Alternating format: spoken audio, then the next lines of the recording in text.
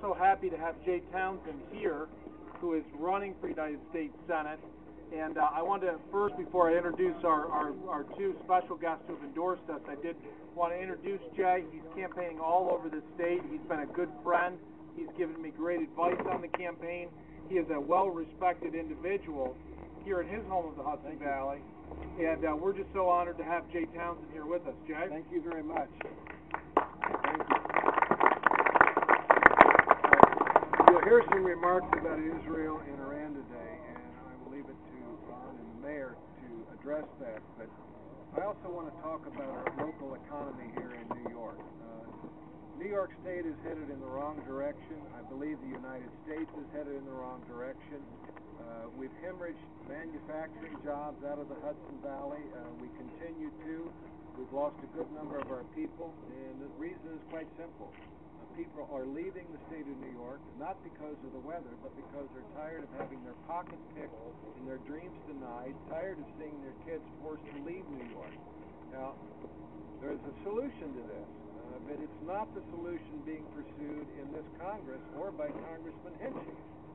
I believe all people are better judges of how to save, invest, and spend their own money than federal bureaucrats. And when we allow job creators to do what they do best, when we keep taxes down, when we do something about this monstrosity called Obamacare that is costing the Hudson Valley jobs, the economy will pick up. There's also a thing I want to mention here that is unique to the Hudson Valley and all of upstate. New York State now has the highest property tax burden in the United States of America, 80% above the national average. And one of the reasons is the unfunded mandates coming in this direction from Washington, D.C. end up in our property tax bills. We have to change the mindset. You cannot change Washington without changing the people in Washington. And one of the greatest changes that I think we could make is to send a new member to Congress. George, thank you for running, and thank you for what you were doing. Jay, thank you. Thank you for your friendship. As Jay had mentioned, Ronald Lauder is here today. Mayor Koch is here today in the Hudson Valley. They endorsed me in Kingston earlier today. And the centerpiece is national security and our common concern for Israel. It was back in 2001 when I was a young congressional aide. I was probably like most Americans, knowing that Israel was facing threats. But it was my work for the vice chairman of the International Relations Committee after the 9/11 terror attacks that shook this nation, and I think gave so many Americans a newfound respect for what Israel has been dealing with for years, that really engaged me on this issue. I helped, as a staffer, work on an investigation into UN-funded camps for Palestinian refugees that were promoting anti-Semitism, that were glorifying suicide bombers. These are the type of things that are completely unacceptable for the United States of America to be supporting through the United Nations. I also saw the threat of Iran that was growing at that point, even 5, 8, 10 years ago. We saw the Iran threat coming here, and it's a threat that my opponent, Maurice Hinchey, has turned a blind eye to. Iran is a state sponsor of terrorism. They have used surrogates, Hamas and Hezbollah, to murder innocent Israeli civilians for years. They have used surrogates in Iraq to murder U.S. soldiers. Ahmadinejad has threatened to wipe Israel off the map, and he has said that the Holocaust did not occur. And we've had Congressman Maurice Hinchey for years and recently voting time and time again against key sanctions against Iran, this state sponsor of terrorism. Maurice Hinchey has not been a friend of Israel. Maurice Hinchey failed to vote for a resolution, one of the only members of Congress on the Iran votes, one of the only members of Congress to vote against a resolution condemning a UN report known as the Goldstone Report that actually has the audacity to accuse Israel of intentionally murdering civilians. The security of Israel and the security of the United States go hand in hand. I'm proud to be someone as a candidate who supports Israel strongly. I'm proud to have these two fine gentlemen here endorsing me because of our common concerns on Israel, and Maurice Hinchey's record has simply been unacceptable. I would like to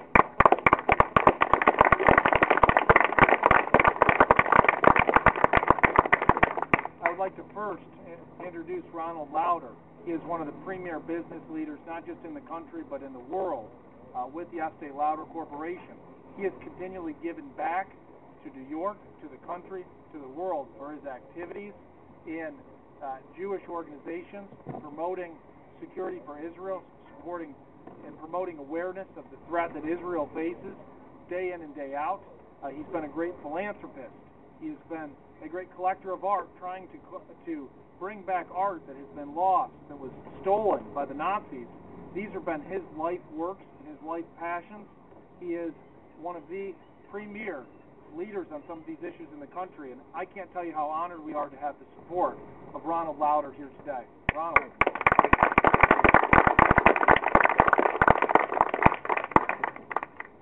First of all, I'm coming today as private citizen, not as president of the World Jewish Congress. I arrived this morning from Israel. Looking over here, I see a beautiful lake. It reminds me of where I was. River. Look at that. The Hudson River. Looks like a lake from here. Thank you very much. I came yesterday.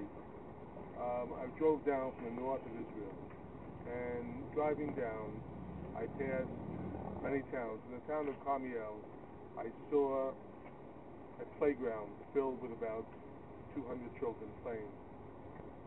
I knew I was coming here today, but I thought about Ahmadinejad, the president of Iran, and what he felt about Israel, the fact that he wanted to wipe it off the face of the earth.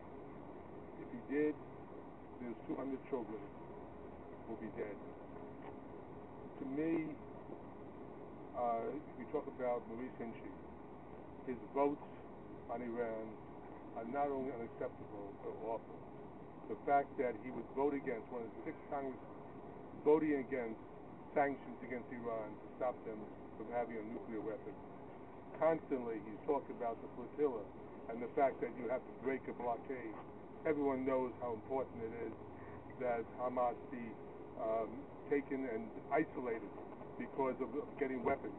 I was in Sderot, which is a town right on the Gaza border, and walking outside, I all of a sudden heard a siren, had to run in, and a bomb went off over my head. A rocket sent from Gaza. Each thing I think about how important the security is.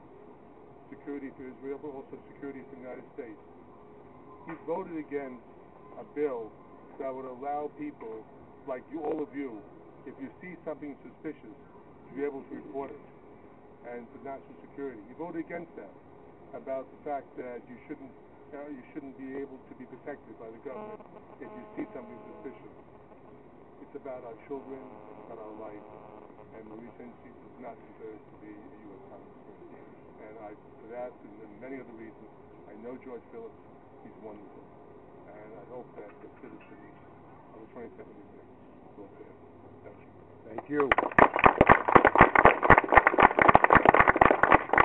And another gentleman who needs no introduction, the mayor of what I think we all could agree is the greatest city in the world, Mayor Koch. And just a few things about Mayor Koch. From the bottom of my heart, we can't appreciate enough and express that, him being here today, him sticking his neck out on a line. We had a sign up earlier that was vintage Mayor Koch. It was the "How am I doing?" sign back from when he was in Congress, and I could say this mayor is doing well. He is engaged on national issues, international issues, reform issues in Albany. We are honored to have Mayor Koch here with us today. We are honored, I am honored, to have his endorsement along with the endorsement of Ronald Lauder. And we would love to have the mayor say a few words. First, I'm going to put my stenosis of the spine, and I sort of leave back and I'm here for you, Mayor. Okay. When George met me some time ago, he told me that he could win and that he thought he could make a great contribution by replacing Maurice Hinchey, who is not a friend of Israel. And I said, stay in touch.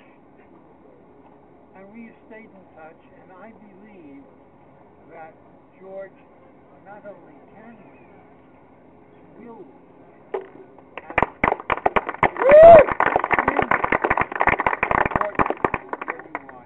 to those Christians and Jews who are supporters of the state of Israel, I'm not going to make a lengthy statement about the special relationship between Israel and the United States. Very important to both, but particularly to Israel, because it depends on the United States in many ways for its security. And what has occurred over the years is that it is the Congress, overwhelmingly, that has been the bulwark in support of Israel, when on occasion there have been differences between the administration of the United States and the administration of the State of Israel. It's always been Congress that has stood up, and that is very important today. Hinchy is not a friend of Israel.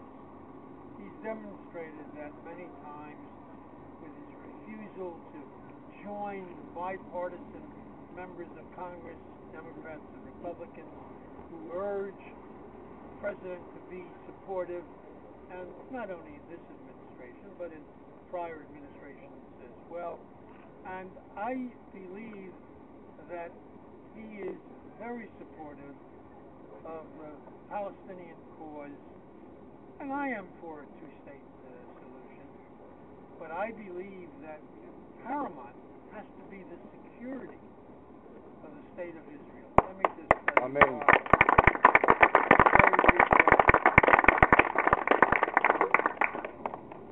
In the 30s, Adolf Hitler offered to allow the Jews, German Jews, to leave if there was a country that would accept them.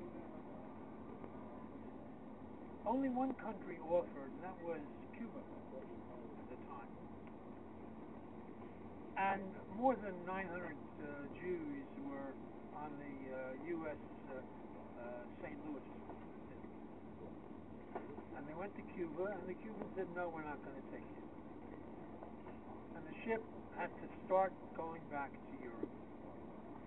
They asked FDR to give these people sanctuary, and he said no, and in fact sent an American cutter, as they called the ship, to make sure that nobody jumped overboard and swam to Florida on their way back to Europe. It was shameful.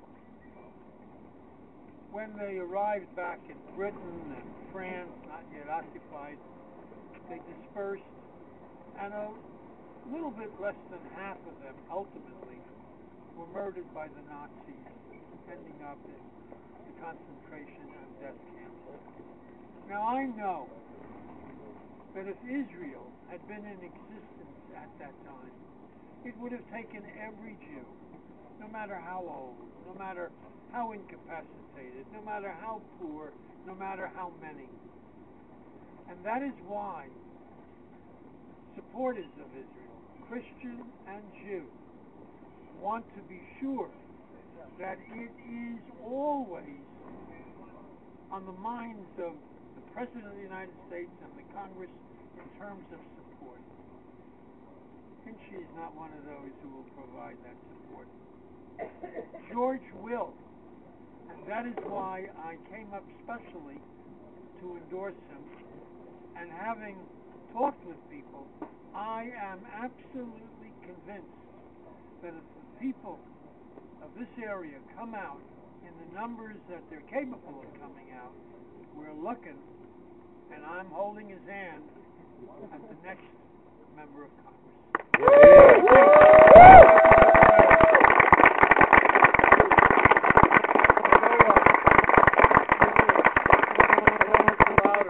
And Mayor, you have to get back to New York City. Would you